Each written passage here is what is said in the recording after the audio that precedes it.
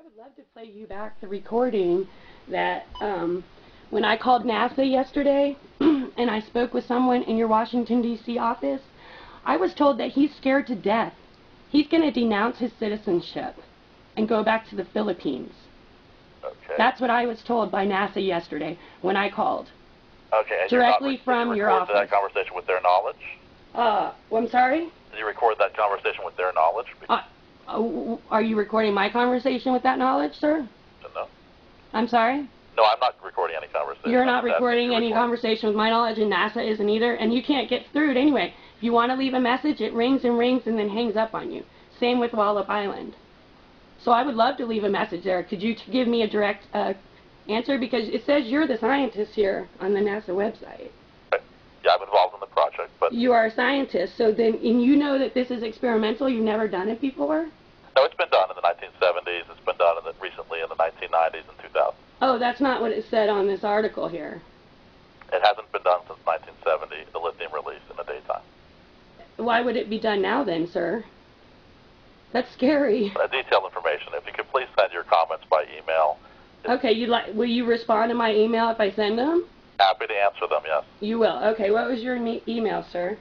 Douglas.e.Rowland, D-O-U-G-L-A-S. Douglas. I'm sorry? E. Dot Rowland, R-O-W-L-A-N-D.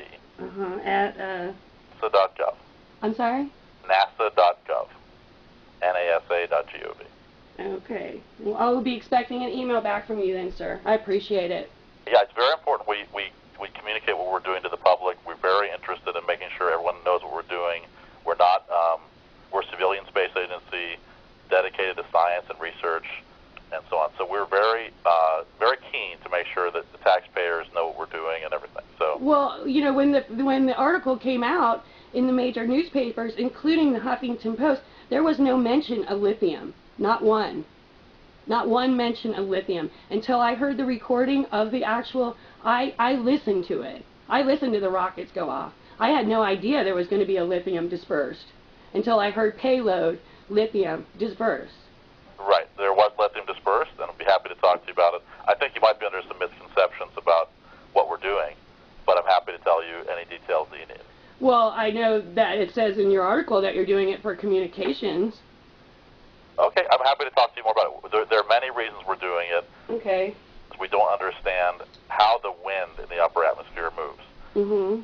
In these chemtrails, there's different kinds of chemtrails, as you probably know. Different trails at night we use and different trails during the day. The wind blows them around. They glow either on their own or from scattered sunlight. We take pictures and we can see how the wind trail moves around and use that to infer what the wind is. Just like if you were taking a picture of an airplane contrail, you can use that to see how the wind was blowing up at those altitudes. This is much higher altitude, so we use these chemical trails. And what is the purpose of knowing what the wind's going to do in the ionosphere? The purpose is the ionosphere is really to understand our planet. It's very fundamental science. We're trying to understand. Every day we know there's electric currents that flow over the head. They're just naturally there. They've been there for ever since the Earth had an atmosphere and a magnetic field. And the wind is driven by the sun. The sun heats the atmosphere. The wind blows. And every day that wind drives an electric current. And we're trying to understand what causes that. Essentially, how does it work in detail? And also importantly, when the sun becomes active with lots of sunspots and lots of magnetic activity, that changes the wind pattern and changes the electric current. So we want to understand both what it is on a regular day when there's no solar activity, and then what it is when there's a lot of solar activity. Is there some other kind of a way that you can use it without dispersing the lithium? We're researching other ways. The lithium is actually harmless to the environment, and we could show you more about that. But it is tricky to use because it's very faint. You can't see it with your naked eye. You have to, have special cameras to see it and so on. So we don't like to use it for that reason. It's hard. In other words, it's hard measurement to make. We're researching other ways to put sensors directly on the rocket to measure the wind, and those are ongoing. We're trying to develop those now. In fact, one of the purposes of this mission was to do that. Okay. Well, you've explained it to me then. I don't agree with it, but I appreciate you explaining it to me. Email too if you have detailed questions, anything you want. Okay, I will. I'm gonna research a little more, and I will email you. And I appreciate you taking the time out to speak to me today, sir. Your call. It's not often we get to hear from members of the public and people who are really interested and concerned with what we're doing. I really appreciate your time. I wish more people would call. I really do. I've called my senators. I've called my governor. You can't get through to anyone, sir. You can't get through to anybody. Yeah. I go to my city council. I live in rural North Carolina. They don't care. They laugh you out of there. There's no other recourse for us, sir, unless to talk to people directly and find out what is going on, because we're paying for it. Well, yeah, I don't know how far you are from Wallace Flight Facility.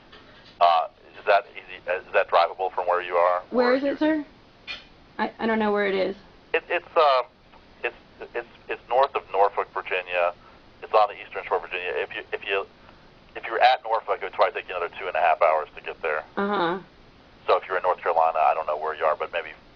Right. Yeah, I'm in western rural North Carolina near the Tennessee border. Have a chance. You might consider either going to Goddard Space Flight Facility, which is outside of D.C. There is Clemson University, which is where all the chemical release work is done. Oh, really? Well, that's very close to me. You might contact those guys. I'm sure they'd be happy to explain what they're doing. Oh, that's awesome. Okay, I will do that. Just ask for the science department. Well, I don't know what department they're in, but Larson, Larsen, Miguel Larson is the lead, and he's been doing this for decades and can explain in detail what they're doing and why it's not an issue for people living. We wouldn't, we would be, as a government agency, we would not be allowed, to do anything that would be harmful. So he's under strict controls and that sort of thing. So he can explain it to you. He can even show you around, that sort of thing. Okay, and you said his name was Miguel Larson with an L? Larsen. Okay, at Clemson. Okay, well, thank you so much, Mr. Rowland. I appreciate all of your information. Yeah. Thank you. Have a nice day.